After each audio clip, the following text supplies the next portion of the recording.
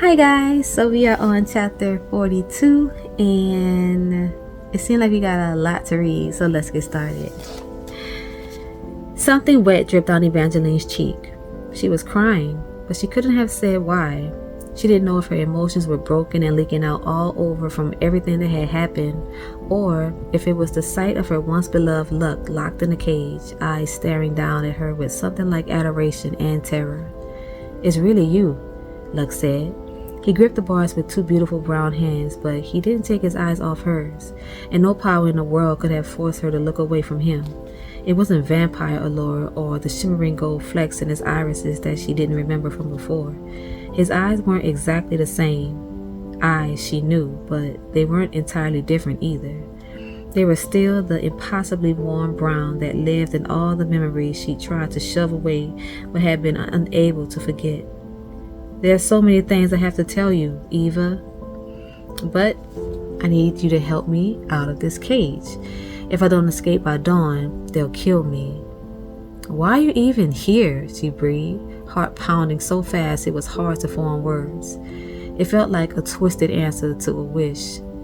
"Here's the boy you spent months pining for, but now he might die, and if you try to help him, you might die."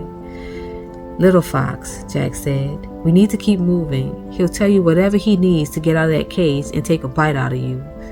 "No, I would never hurt you." Luck's voice was harsher than she remembered, desperate. "Eva, please don't leave. I know you must be terrified, but I won't bite you if you let me out. I don't want to be a vampire. I only came here because I was told that vampire venom was the most powerful healer in the world and it could erase my scars and wounds." Every inch of his skin was flawless, more perfect than in all her memories. Too perfect. It was hard to believe they'd ever been any scars. And Evangeline wanted to tell him that she would not have cared if he had scars all over his person. In fact, she'd have preferred them to this overly polished version of him.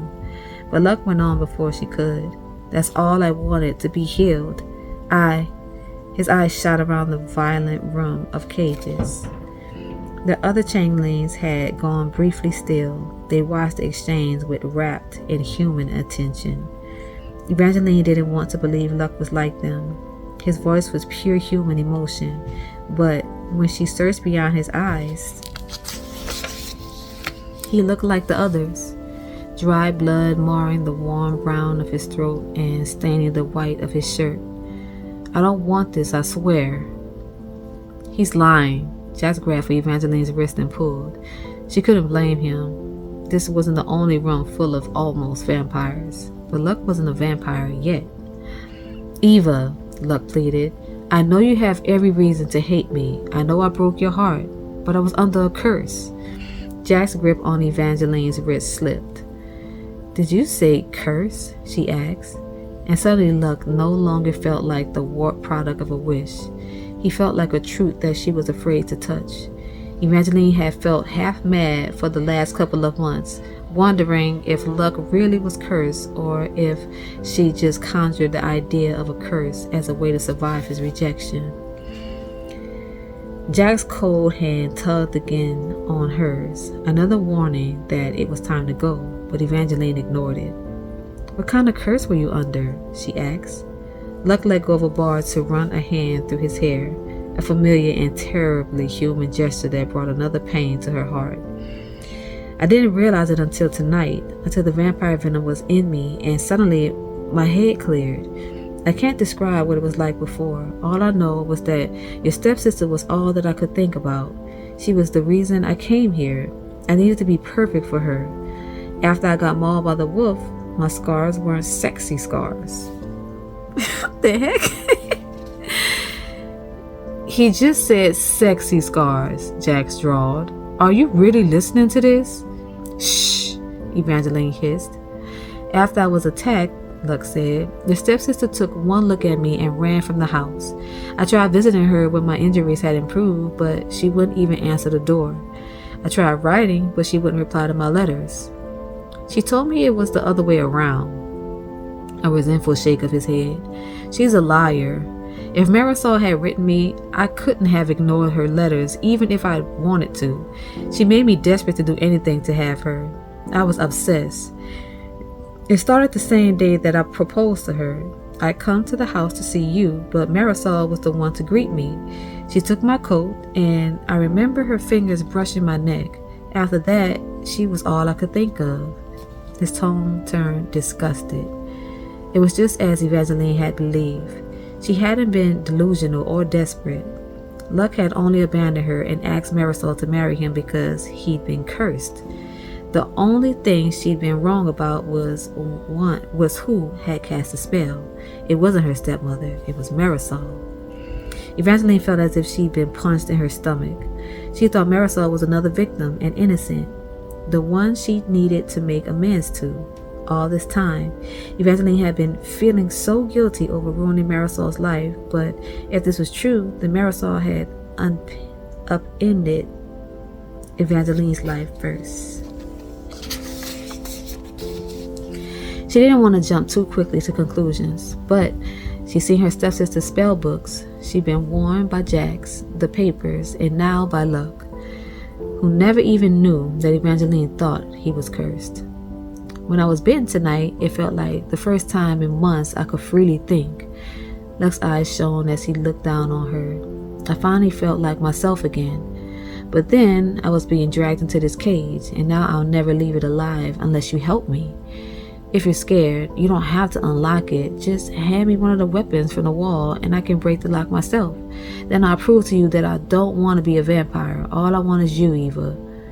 Don't even consider it, Jack said. But she stared at Luck once more through the bars. I can't leave him like this. Evangeline, look at me. Jax cupped her cheeks with his cold hands and met her eyes with a brutal stare as if he could break the spell that Luck had put her under. But she wasn't under any vampire allure. She wasn't sure if a part of her still loved Luck. Her feelings were such a jumbled and chaotic mess. Right now, she primarily felt the need to survive. Love felt like a distant luxury, but she couldn't walk away from Luck and leave him here to die. He was a victim in all of this. He was the one put under a spell, then turned to stone, attacked by a wolf, and now put in a cage. This is partly my fault, she whispered to Jax. No, it's not. I already told you I had nothing to do with the wolf.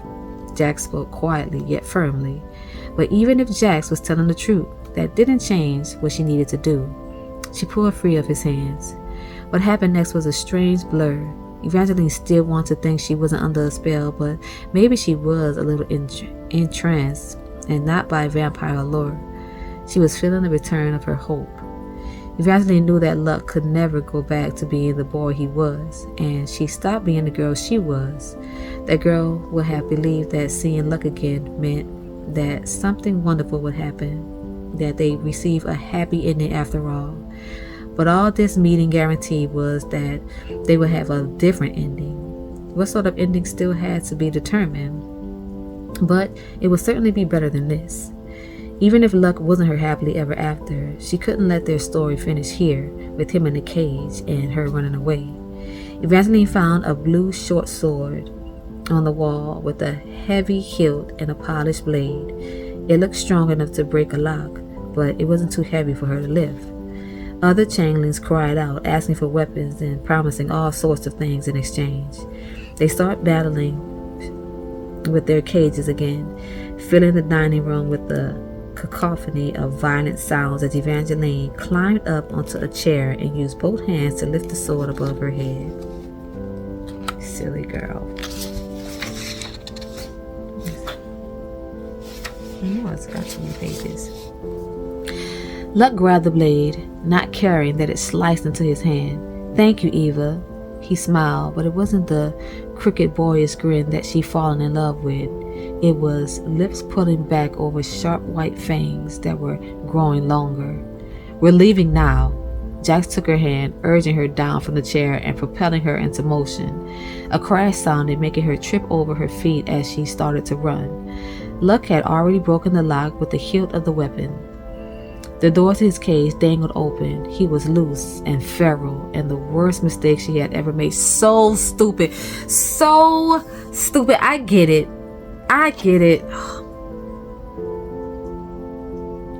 So stupid. Anyway, oh my gosh. Sorry, Eva. Luck leaped to the ground in a graceful arch, bared his fangs, and lunged for her. Of course he did. Jack shoved her out of the way before she could move. Lightning fast, he darted in front of her like a shield. Luck didn't have time to switch course, and his teeth clamped onto Jack's neck with the sickening tear.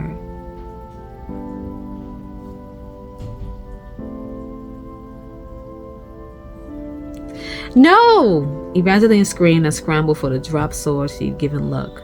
The weapon felt heavier than it had been moments ago, but it didn't seem necessary. In the time it took her to grab the sword, Jax had taken Luck's head between his hands, and with one sharp twist, he broke Luck's neck. Facts. That's all I'm saying. That's all I'm saying. The captives above all booed and hissed as Evangeline's first love fell to the ground. You killed him, she stammered. He bit me, Jack snarled, gold-flecked blood dripping from the wound at his throat. I wish I'd killed him, but I didn't. He's a full-fledged vampire now. The only way to permanently kill one of them is to cut off its head or shove a wooden stake through his heart. Jax reached for the sword in Evangeline's hands. She clutched the weapon tighter. A part of her knew she should have let it go. Luck was not her Luck anymore. He'd bitten Jax, and he would have bitten her, but Luck hadn't killed Jax. I won't let you end his life, Evangeline said. Luck is the first boy I loved, and I'm not responsible for his choices, but this wouldn't have happened if it weren't for me. Let him live, and I'll leave without any more stops or arguments. She dropped the sword and reached for Jack's hand. He recoiled, not letting her touch him, but he didn't argue.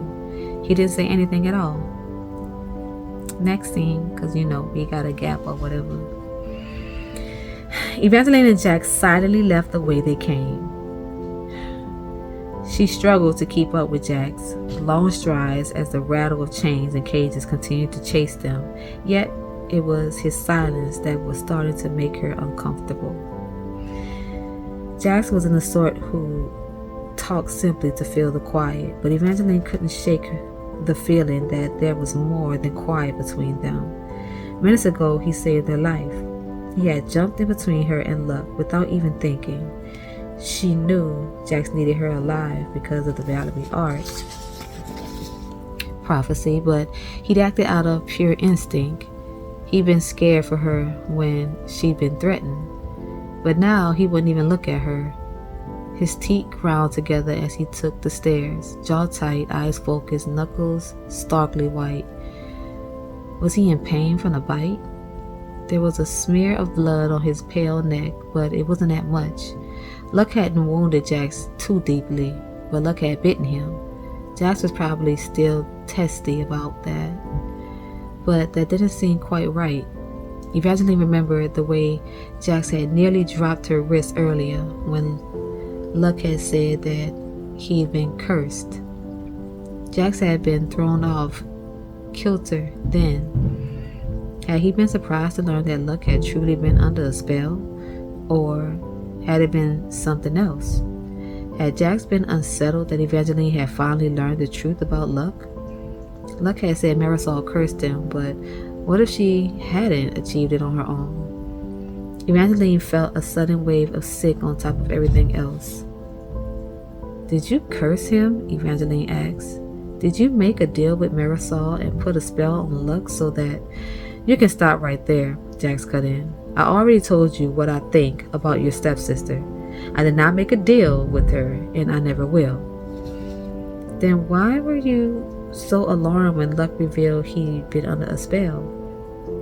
It was terrible timing, and you have absolutely no sense when it comes to him. Jax all but growled, jaw clenching in between his words. For most people, I'm the worst thing that can happen to them, but not you.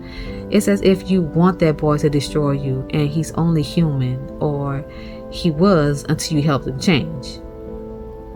Evangeline wanted to argue.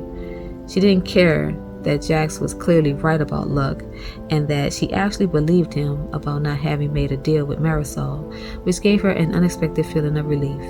But Jax still didn't have to be so cruel about it just because she couldn't shut off her feelings the way he did.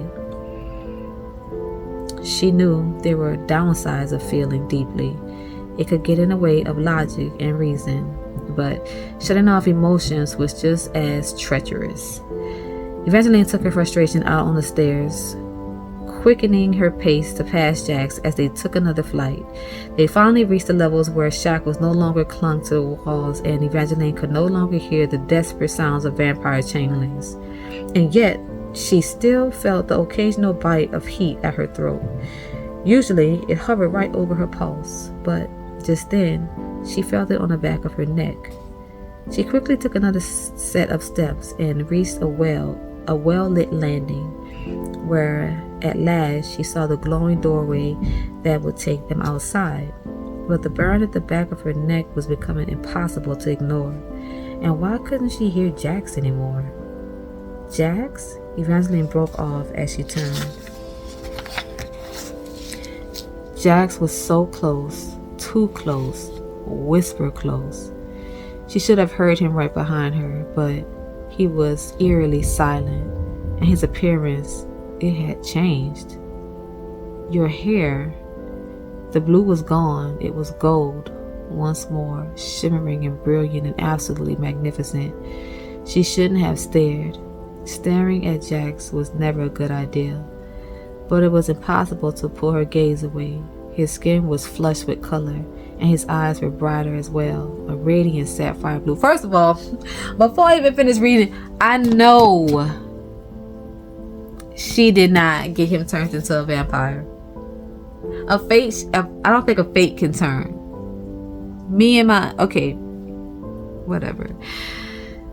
She shouldn't have stared. Staring at Jax was never a good idea, but it was impossible to pull her gaze away. His skin was flushed with color, and his eyes were brighter as well, a radiant sapphire blue. He looked part angel, part fallen star, and completely devastating. Evangeline, stop looking at me like that. You're making this much more difficult.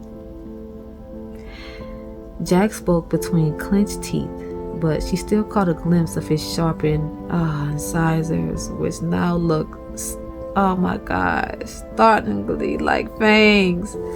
What? There are two different types of vampire bites, Chaos had said.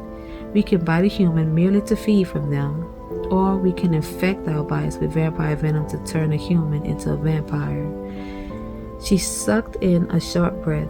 Luck hadn't just bitten Jax to feed. He infected you with...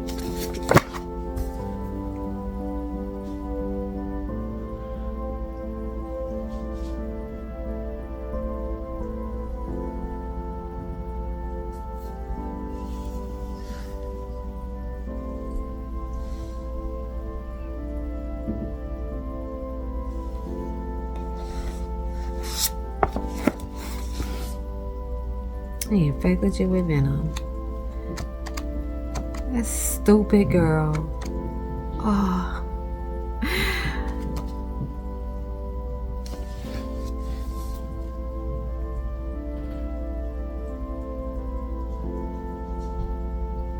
I'm so mad. I'm so mad. That's the end of the chapter. I gotta go talk to my daughter about this. Until